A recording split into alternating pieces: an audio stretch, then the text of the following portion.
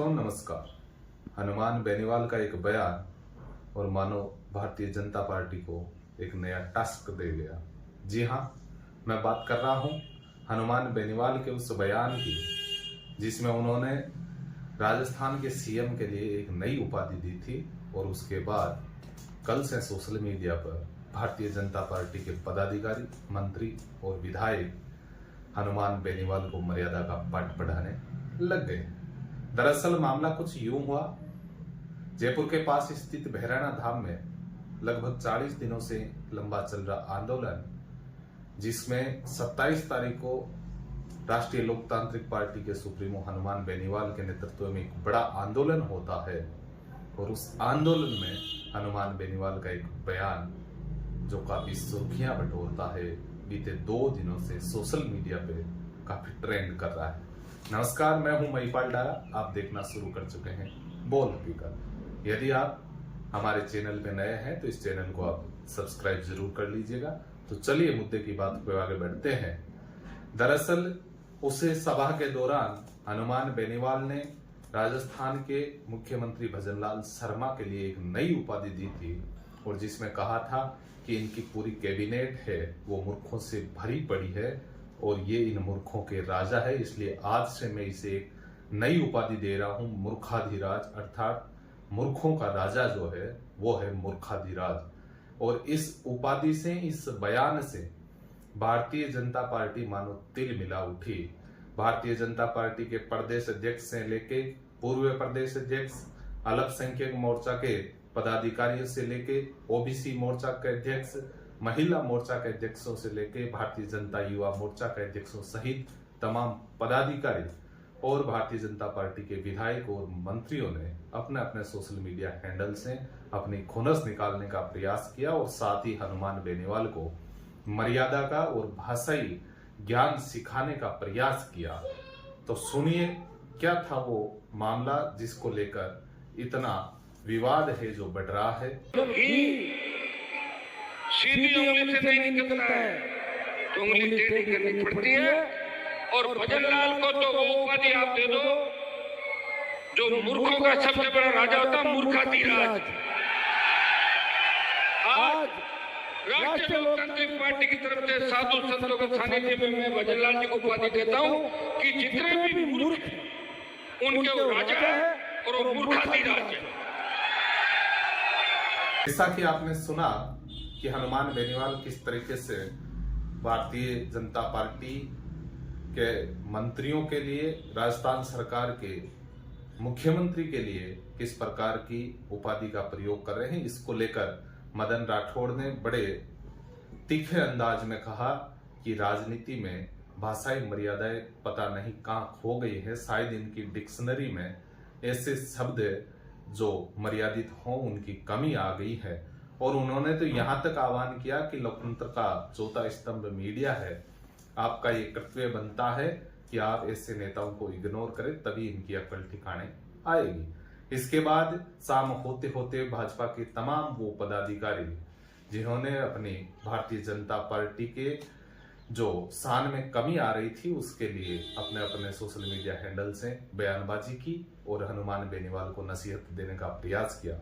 लेकिन शायद ही भारतीय जनता पार्टी को इस बात का अंदाजा था कि जो काम हम कर रहे हैं वो हमारे लिए ही आफत बन के आ जाएगा और ऐसा ही हुआ।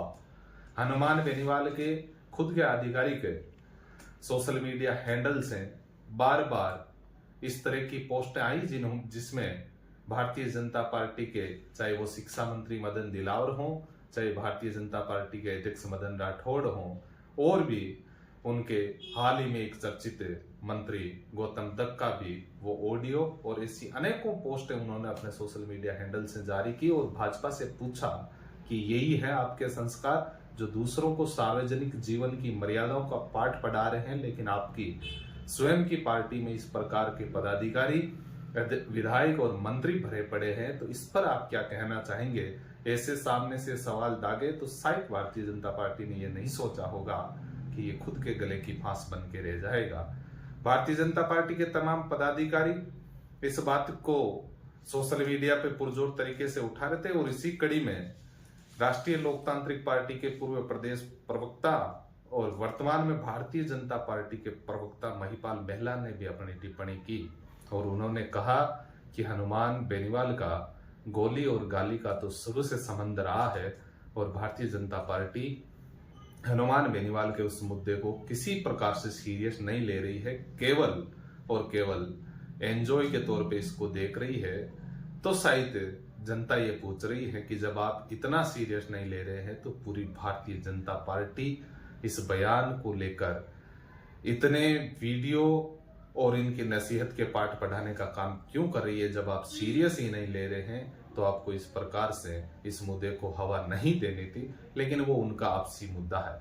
उसके बाद राष्ट्रीय लोकतांत्रिक पार्टी के डिजिटल योद्धाओं ने मानो इस प्रकार की एक क्रांति का बिगुल सा बजाया कि भारतीय जनता पार्टी के जितने भी चाहे अधिकारी पदाधिकारी हों और विधायक मंत्रियों के वो विवादित बयान खंगाल डाले, जिसमें वो चाहे मदन राठौड़ का बयान हो। गत दिनों जब महिला मोर्चा का एक प्रदर्शन था तो उसमें मदन राठौड़ ने महिलाओं के साथ तू तड़ाके से बात की थी, उस बयान के वीडियो बार बार वायरल हो रहे हैं। साथ ही शिक्षा मंत्री मदन दिलावर का वो बयान खूब वायरल हो रहा है जिसमें वो शिक्षकों को मूर्ख और बेवकूफ बता रहे हैं। और साथ ही में 25 तारीख को जो घटना हुई थी गौतम दत्त जिन्होंने पुलिस के अधिकारियों को लगभग 3 मिनट के ऑडियो में 17 बार गालियों का प्रयोग किया है, वो भी सोशल मीडिया पे जमकर वायरल हो रहा है। तो राष्ट्रीय लोकतांत्रिक पार्टी के जो डिजिटल योद्धा है वो कहीं ना कहीं भाजपा को ये पाठ पढ़ा रहे हैं कि आपकी पार्टी कितनी संस्कारवान है, उस पर जरा आप थोड़ा गौर फरमाइएगा। और इसी के विरोध में कल भारतीय जनता पार्टी के पदाधिकारियों के द्वारा राजस्थान यूनिवर्सिटी के गेट के सामने हनुमान बेनीवाल का पुतला जला के उनका विरोध प्रदर्शन किया। और उसी के बदले में आज जयपुर में राष्ट्रीय लोकतांत्रिक पार्टी के उनके पदाधिकारियों ने जब वहां पे प्रदर्शन किया तो राजस्थान पुलिस ने उनको गिरफ्तार करने का प्रयास किया और गिरफ्तार करके ले भी गए। तो इसी संबंध में हनुमान बेनीवाल का वो एक पुराना वीडियो वायरल हो रहा है जिसमें वो कह रहे हैं कि जीवन में जेल जाना भी बहुत जरूरी है, यदि जेल भी नहीं जाओगे तो नेता कैसे बनोगे। देश के बड़े बड़े जो नेता बने हैं, चाहे उसमें इंदिरा गांधी ही क्यों न हो, भारत की पूर्व प्रधानमंत्री, वो भी जेल में गई थी। इसलिए यदि नेता बनना है तो जेल जाना जरूरी होगा। और राष्ट्रीय लोकतांत्रिक पार्टी के पदाधिकारियों को आज जब थाने ले जाया गया तो उसमें एक बहुत ही हास्यास्पद बात सामने आई कि जब वो कार्यकर्ता है वो थाने में बैठ के चाय की चुस्कियों का आनंद ले रहे हैं, तो भी सोशल मीडिया पे ये बात काफी ट्रोल हो गई कि ये है एक राष्ट्रीय लोकतांत्रिक पार्टी की ताकत जिसमें थानेदार स्वयं गिरफ्तार किए हुए लोगों को चाय पिला रहे हैं। तो इस प्रकार का ये मूवमेंट बीते 2 दिनों से सोशल मीडिया पे बना हुआ है, जिसमें अभी तक देखें तो भाजपा का प्रयास जरूर था कि हनुमान बेनीवाल को कहीं ना कहीं घेरने का प्रयास किया जाए। उसमें कुछ पदाधिकारियों ने तो यहां तक कह दिया कि शायद लगता है कि हनुमान जो बेनीवाल हैं वो मानसिक दिवालियापन के शिकार हो गए, उनको किसी मनोरोग विशेषज्ञ से सलाह लेनी चाहिए।